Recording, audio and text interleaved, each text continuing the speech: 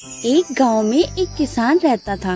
उसने अपने बगीचे में एक आम का पौधा लगाया था और उस पौधे की बहुत देखभाल करता था।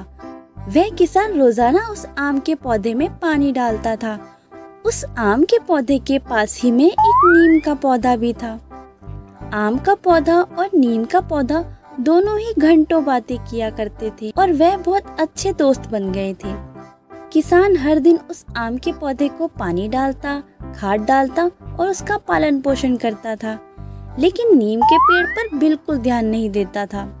ये देख आम के पौधे को लगने लगा कि वह बहुत खास है, इसलिए किसान उसकी देखभाल कर रहा है। इससे उसका थोड़ा घमंड भी बढ़ा। धीरे धीरे समय बीतता गया और आम का पौधा, नीम का पौधा दोनों ही बड़े पेड़ बन गए। दोनों ही बिल्कुल हरे भरे दिखने लगे। आम का पेड़ बहुत ही खूबसूरत लगने लगा। आम के पेड़ के फल बहुत ही स्वादिष्ट और मीठे थे, लेकिन नीम के पेड़ के फल उतने ही कड़वे थे। वे खाने में बिल्कुल काम नहीं आते। आम के पेड़ का फल मीठा होने के कारण लोग आम के पेड़ की खूब तारीफ करने लगे, जिससे आम के पेड़ का घमंड और भी बढ़ गया और उसने अब नीम के पेड़ से बात करना बंद कर दिया। ये सब देखकर नीम के पेड़ ने आम के पेड़ से कहा, सुनिए आम के पेड़ जी, आजकल तो आपने बात ही करना बंद कर दी है। तभी अच्छा था ना, जब हम छोटे थे कितनी सारी बातें किया करते थे। क्या बताऊं, मैं तुम जैसा खाली और बेकार तो नहीं बैठा रहता। मेरे पास मीठे मीठे फल है। मेरे फल खाने के लिए बहुत सारे लोग आते रहते हैं, इसलिए मेरे पास तुमसे बात करने का वक्त ही कहाँ। तुम्हारे फल तो इतने कड़वे होते हैं कि तुम्हारे पास कोई आता ही नहीं। तुम तो खाली बेकार बैठे रहते हो। आम जी, अपने आप पर इतना घमंड मत करो। मैं कड़वा जरूर हूँ, पर मेरे फलों से बहुत सारी दवाइयाँ बनती हैं। और यही नहीं, मेरे पत्तों में और मेरे डालों में, यहाँ तक कि मेरे जड़ों में भी बहुत सारे अच्छे गुण हैं, जिससे लोगों को बहुत फायदा होता है। इसलिए मैं भी तुम्हारी ही तरह खास हूँ, बल्कि यहाँ पर मौजूद हर एक पेड़ अपने आप में खास है। ऐसा कुछ नहीं है, मैं वही कह रहा हूँ जो सच है। मैं ही सबसे ज्यादा खास हूँ। इस तरह हर दिन नीम के पेड़ और आम के पेड़ों का झगड़ा होता था। रोज दर रोज इनके झगड़े बढ़ते गए। दोनों ही अपनी अपनी तारीफ करने में लगे रहते कि मैं ज्यादा खास हूँ तो मैं ज्यादा खास हूँ। इन दोनों पेड़ों के बीच में एक नारियल का पेड़ भी था। वह हर दिन इन दोनों का झगड़ा सुनकर अपने कान बंद कर लिया करता था। अब आम के पेड़ और नीम के पेड़ का झगड़ा कुछ ज्यादा ही होने लगा था। नारियल के पेड़ से बर्दाश्त नहीं हुआ, तो उसने इन दोनों के झगड़ों से परेशान होकर उनसे कहा, ओफो, तुम दोनों क्या झगड़ा करते रहते हो? क्या तुम दोनों अपना झगड़ा बंद नहीं कर सकते?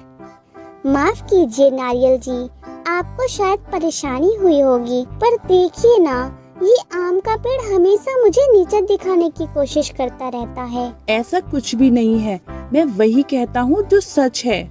मेरे फलों को लोग ज्यादा खाना पसंद करते हैं, इसलिए मैं ही केवल खास हूँ। मैं केवल तुमसे ही नहीं, बल्कि यहाँ पर मौजूद सभी पेड़ से सबसे ज्यादा खास हूँ। आम की बात सुनकर नारियल बोला, अगर तुम बुरा न मानो तो मैं एक बात कहूँ। सभी जानते हैं कि तुम्हारे फल सबसे मीठे और रसीले होते हैं, इसलिए सब लोग तुम्हें खाना बहुत पसंद करते हैं। यहाँ तक कि तुम्हें फलों का राजा भी कहा जाता है।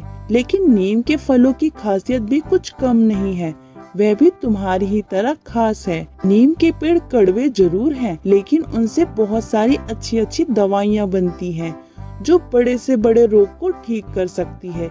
इसलिए मुझे लगता है कि नीम का पेड़ तुमसे ज्यादा बेहतर है। ऐसा कुछ नहीं है, सिर्फ तुम्हारे फैसला कर लेने से कुछ नहीं होगा। मेरे फलों का कोई जवाब नहीं, और ये बात सबको माननी ही होगी। आम के पेड़ की घमंड भरी बातें सुनकर सभी चुप हो जाते हैं। ऐसे ही कुछ दिन गुजरने के बाद आम के पेड़ के सारे पत्ते और फल गिरने लगते हैं और उसकी जड़ों में कीड़ा लग जाता है, जिसकी वजह से आम का पेड़ बहुत ही कमजोर हो गया। ये देखकर किसान नीम के बीजों को लेकर उसका पाउडर बनाकर हर दिन आम के पेड़ों की जड़ों में डाला करता था। ऐसे ही कुछ दिन करने के बाद आम के पेड़ पर लगे सारे कीड़े खत्म हो जाते हैं और आम का पेड़ फिर से हरा भरा हो जाता है और उससे मीठे फल आने लगते हैं और साथ ही साथ उसे अपनी गलती का भी एहसास हुआ। आम के पेड़ को नीम के पेड़ की खूबियों के बारे में पता चला और उसने ये जान लिया कि अपनी खूबियों को लेकर कभी भी घमंड नहीं करना चाहिए। अरे नीम भाई, मुझे माफ कर दो। मुझे अपने फल के मीठे होने का कुछ ज्यादा ही घमंड आ गया था। मैं भूल गया था कि यहाँ पर मौजूद हर एक पेड़ अपने आप में खास है।